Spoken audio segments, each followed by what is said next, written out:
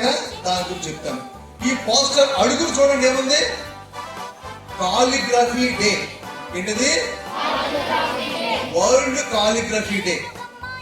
Calligraphy అంటే ఏంటి తెలుసా ఎవరికైనా? కాలిగ్రఫీ అంటే చేతి వ్రాత. చేతి వ్రాత, రాత ఏదన్నా ఉంటాయి, చేతి వ్రాత. కొంతమంది నోట్స్లు మీ టీచర్ కి చూపించినప్పుడు మీ సార్ గాని మేడం గాని చూడగానే అబ్బా ఎంత బాగుందో అని అన్నారా లేదా? అన్నారు కదా, నీ హ్యాండ్ రైటింగ్ చాలా బాగుంది, నువ్వు చాలా గుండ్రంగా రాస్తున్నావు, చాలా అందంగా రాస్తున్నావు, కీప్ ఇట్ అప్ అని మీతో అనే ఉంటారు, లేకపోతే రిమార్క్స్ లో కూడా రాసే ఉంటారు. చేతి వ్రాత అన్నది, హ్యాండ్ రైటింగ్ అన్నది మన పర్సనాలిటీకి ఒక ఇమేజ్ మాట. చేతి వ్రాతే బాగుంది అంటే మీ తలరాత ఇంకా బాగుంటుంది అని అంటారు కూడా. అందుచేత ఈ రోజు వరల్డ్ కాలిగ్రఫీ డే కాబట్టి దీన్ని గుర్తుంచుకొని ఎవరెవరికి చేతి వ్రాత అందంగా రాలేదో, దస్తూరి బాగా రాలేదో వాళ్ళు ఏం చేయాలి? ప్రయత్నం చేయాలి. ఇవి కూడా మీరు ప్రతి పనికిమాలిన విషయానికి యూట్యూబ్ చూస్తారు, కానీ ఇలాంటి పనికొచ్చే విషయాలు కూడా యూట్యూబ్ లో ఉంటాయి. How do improve my hand writing అని అన్నారు అనుకోండి, చాలా వస్తాయి అందులో. సో దాన్ని చూసి మీరు కాపీ రైటింగ్ రాయొచ్చు. అలా ప్రాక్టీస్ చేస్తే కొంతకాలంకి అది నేర్చుకోవచ్చు. నా ఫ్రెండ్ ఉన్నాడు, నేషనల్ అవార్డు చక్రవర్తి అని. ప్రతి సమ్మర్ లో కూడా క్లాసులు పెడుతూ ఉంటాడు, ఆన్లైన్ క్లాస్ కూడా పెడుతూ ఉంటాడు. కప్పుల ప్రసాద్ మరగా ఉన్నాడు, ఆయన కూడా అంతే. సో నేర్పిస్తుంటాడు అనమాట. అలా నేర్చుకునే పిల్లలకి మంచి రైటింగ్ బాగా వస్తుంది. కాబట్టి ఈరోజు ఏంటి? World calligraphy day. Second thing మరొకటి ఉంది, ఏంటంటే national librarian day. National librarian day. I request గట్ల రామ గారు ఒకసారి రండి సార్. మన స్కూల్ లైబ్రరీ ఉంది, స్కూల్ లైబ్రరీ కూడా డే ఉంటుంది. ఆ స్కూల్ లైబ్రరీ మెయింటైన్ చేస్తున్న వాళ్ళని ఏమంటాం? లైబ్రేరియన్. లైబ్రేరియన్ అని అంటాం. సో ఈరోజు వెంకటరామన్ గారిని కూడా మేము మన స్కూల్ తరఫున అభినందిస్తూ, థర్డ్ వన్ మనం ప్రిపేర్ అయి ఉన్నది ఏంటది? World elephant day. World elephant day అనేది ఆగస్ట్ 12న త్రూఅవుట్ ద వరల్డ్ చేస్తారు. ఎలిఫెంట్ ని చూడలేని వాళ్ళు ఎంతమంది చేయొద్దండి నీకు వచ్చిన. మరి ఫారెస్ట్ లో ఎలిఫెంట్ ఉంది కదా, ఫారెస్ట్ లో ఎలిఫెంట్ తో చేయగలమా?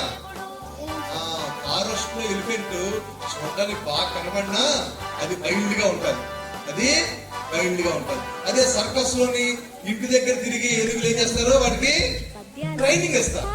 సరే, వైల్డ్ గా ఉన్నప్పుడు ట్రైనింగ్ ఇస్తే అది ఏమవుతుంది? పెట్ యానిమల్ గా తయారవుతుంది. అలాగనే ఈ ఎలిఫెంట్ పూజల్లో వాడతారు, పండగల్లోనే వాడతారా? పండగల్లో ఏనుగు ఊరేగింపు చేస్తారు దేవుణ్ణి. కొన్ని మైసూరులోనైతే ఆ మైసూరు పండగ ఏనుగుతోనే వాడికి రథాలు కట్టి చేస్తారు. కొంతమంది ఏనుగుని పూజ చేస్తారు. ఎందుకోసం? వినాయకుడు కదా ఏనుగు నుంచే వచ్చింది కాబట్టి. ఇంకా ఏనుగులు ఏం చేస్తారో చెప్పండి? అక్కడ పల్లపు ప్రాంతంలోని భూమిని తవ్వేస్తాయట, తెలుసా మీకు? వాటి కొమ్ములతోని తొండంతో భూమిని లోతుగా తవ్వితే అక్కడ నీటి ఓట వస్తుంది. ఆ ఏనుగు తవ్వుతుంది, మిగతా జంతువులు కూడా నీరుని.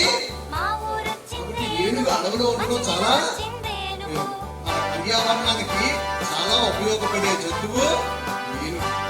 చేత ఏనుగుని మన భారతదేశం చాలా ఆరాధిస్తూ ప్రేమిస్తూ చక్కగా ఇచ్చుకుంటుంది.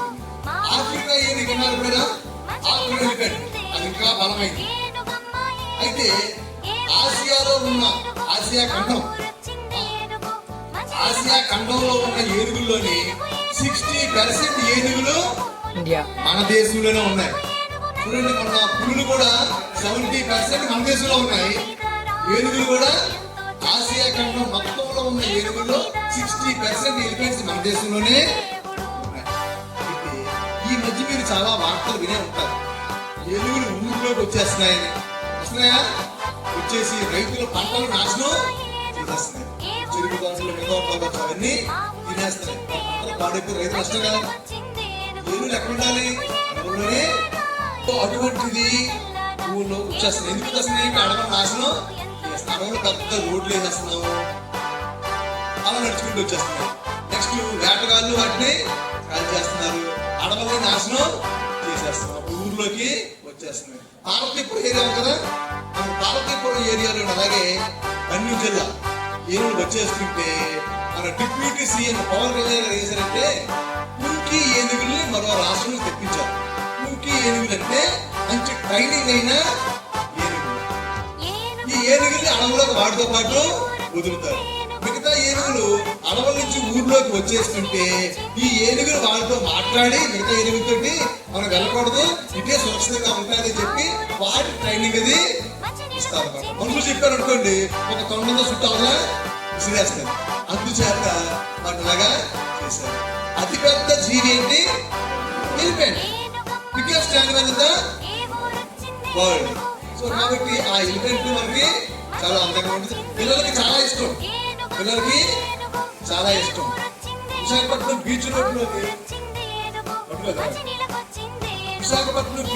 లో ఒకలాంటి ఏనుగులు పెట్టారు, పెద్ద చిన్న ఏనుగు.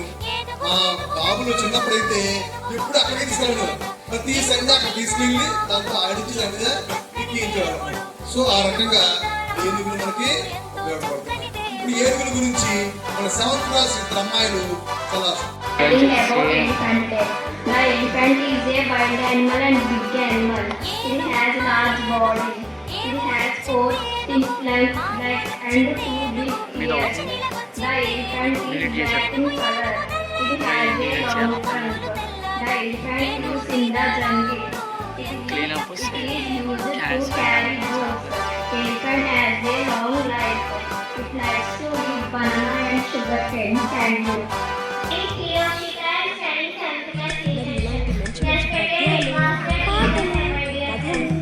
Today I am very happy to speak about World Elephant Day.